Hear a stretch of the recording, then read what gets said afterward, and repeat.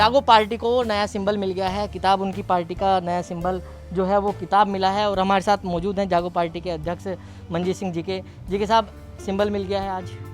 ਅੱਜ ਮੈਂ ਸਮਝਦਾ ਕਿ ਜਿਹੜਾ ਮੇਨ ਪੜਾਅ ਹੈ ਕਿ ਪਾਰਟੀ ਇਲੈਕਸ਼ਨ ਡਾਇਰੈਕਟਰ ਜਿਹੜੇ ਗੁਰਦੁਆਰਾ ਦਿੱਲੀ ਗੁਰਦੁਆਰਾ ਡਾਇਰੈਕਟਰ ਇਲੈਕਸ਼ਨ ਨੇ ਉਹਨਾਂ ਰੈਕੋਗਨਾਈਜ਼ ਕੀਤੀ, ਉਹਨਾਂ ਨੇ ਸਾਨੂੰ ਇਹ ਚੋਣ ਨਿਸ਼ਾਨ ਕਿਤਾਬ ਦਿੱਤੀ ਹੈ। ਔਰ 6ਵੀਂ ਪਾਰਟੀ ਹੈ ਜਿਹੜੀ ਰੈਕੋਗਨਾਈਜ਼ਡ ਹੈ ਇਲੈਕਸ਼ਨ ਲੜਨ ਵਾਸਤੇ। ਮੇਰੇ ਤੋਂ ਪਹਿਲੇ 5 ਪਾर्टियां रैकोगनाइज्ड हैं। लेकिन जिस मुद्दे क्या होंगे आखिर इसको लेकर? मुद्दा हमारा एजुकेशन है, किताब ही बता रही है। किताब के बगैर धर्म की पढ़ाई नहीं हो सकती। किताब के बगैर जो पढ़ाई हम करते हैं स्कूलों में वो नहीं हो सकती एकेडमिक्स की। मैं समझता हूँ इसके बगैर अपने मुद्दे जो हमने सरकार से या हमारे दुश्मन हमारे पे हमला करते हैं, जब तक आज नाम क्या है हमारे धर्म में, हमें क्या कहा जाता है? सिख। गुरु ने हमें सिख बोला। सिख का मतलब सीख रहे हैं, आज भी सीख रहे हैं। कहाँ से सीख रहे हैं? गुरु ने जो बात बोली है, गुरु ने जो बात बोली है उसके लिए हमें किताब ज़रूरी होगी, पढ़ाई ज़रूरी होगी। मैं समझता हूँ कि इसके लिए हमें जो सिंबल मिला है ये भी उस अकाल पुरख की दया है कि जो हमारे आने वाले इश्यूज़ हैं उनके साथ ये रिलेट करता है। एक चीज़ और कही गई है कि ये जो पार्टी है ये सिर्फ जो धार्मिक चुनाव है वो ही लड़ेगी, राजनीतिक चुनाव नहीं लड़ेगी। हम गुरुद्वारा कमेटी में जो हमारे चुनाव लड़ेंगे वो ना एमसी लड़ेंगे, ना एमएलए लड़ेंगे, ना मेंबर पार्लियामेंट लड़ेंगे। क्योंकि जैसे ये आज प्रधान सकत्तर बैठे हैं, इन्होंने कैसे गुरुद्वारे को यूज़ किया, गोलक को यूज़ किया अपने इलेक्शंस में, ये किसी से छुपा नहीं है। और सेकेंडली जब आप सरकार के साथ जाके उनको से अपनी वजीरी लेनी होते हो, आप कौम को धोखा देते हो, अपने लिए कुछ ना कुछ लेने की बात करते हो। इसलिए हमने बैन लगा दिया कि यहाँ का मेंबर वहाँ नहीं लड़ेगा। आप भी 6 साल प्रधान रहे हो, क्या आपके ऊपर भी ये सब काम आपने भी किया है? हमारे सामने ये जो जितना इंफ्रास्ट्रक्चर यूज़ करते रहे, अभी जो इलेक्शन हुई है 2019 में बठिंडे कितनी गाड़ियाँ गई थी, कितने होटल बुक हुए, किसने पैसा दिया, कितना इश्तिहार छप के गया, कितना कैश बांटा गया, पता करें आप जाके। मनजीत जी आपके ऊपर भी आरोप लगे हैं करप्शन को लेकर, दिल्ली कमेटी को लेकर। अभी तक उनका जवाब कोर्ट में चल रहा है मामला, लेकिन आपने कहा था, एक बयान आपका था कि जब तक ये जो करप्शन के आरोप मेरे ऊपर लगे हैं, मैं जब तक चुनाव नहीं लड़ूंगा, जब तक ये क्लियर नहीं हो जाते। अभी मामला कोर्ट में चल रहा है, लेकिन आप चुनाव की अपनी तैयारी कर रहे हो। मैं समझ रहा हूँ कि मेरी पार्टी तैयारी कर रही है, मैं भी तैयारी कर रहा हूँ।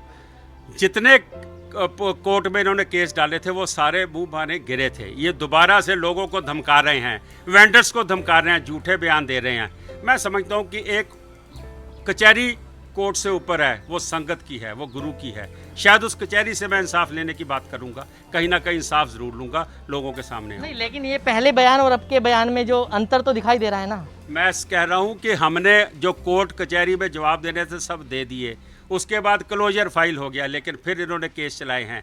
इसलिए एक बड़ी कचहरी है और मैं भी सब कुछ छोड़ के घर बैठ गया था। रोज़ बयानबाजी, कभी पार्टी से निकाल दिया, कभी कुछ कर दिया, कभी कुछ कर दिया। मैं समझता हूँ कि जिन्होंने गुरु ग्रंथ साहब की बेदबी करी है, जिन्होंने जो नुकसान डेरे माफ़ी में करा है और गुरु को उन्होंने यूज़ किया अपनी सियासत के लिए, इनको घर बचाना ज़रूरी है। उसके अंदर अगर मेरे को कहीं बलि भी देनी होगी वो समय भी आएगा, ज़रूर देंगे। संगत से किस तरीके से वोट मांगोगे आप, क्योंकि आपके ऊपर भी आरोप लगे हुए हैं? संगत के ऊपर अपना जो काम हमने किया है एजेंडे, आरोप किसके ऊपर नहीं है? शिंगानी कमीशन बना था बादल साहब के ऊपर, 3500 करोड़ का आरोप लगा हुआ बादल साहब के ऊपर। 6वीं दफ़ा 5वीं दफ़ा मुख्यमंत्री बन गए।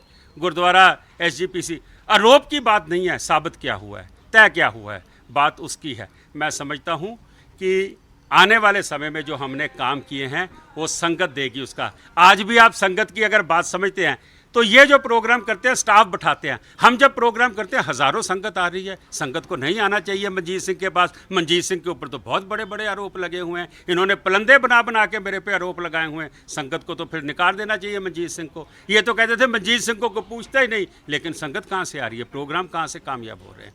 अभी लॉकडाउन खुलने दीजिए, कन्वेंशन आपको बताएंगे कि अगर उसके बराबर ये कर देंगे, गुरुद्वारे की गोलक वर्त के भी उसके बराबर करके दिखा दे। लेकिन जी के साहब, अगर बात करें, पहले आप अकाली दल से पहले आपकी एक और पार्टी थी जिसका चुनाव चिन्ह था मोमबत्ती।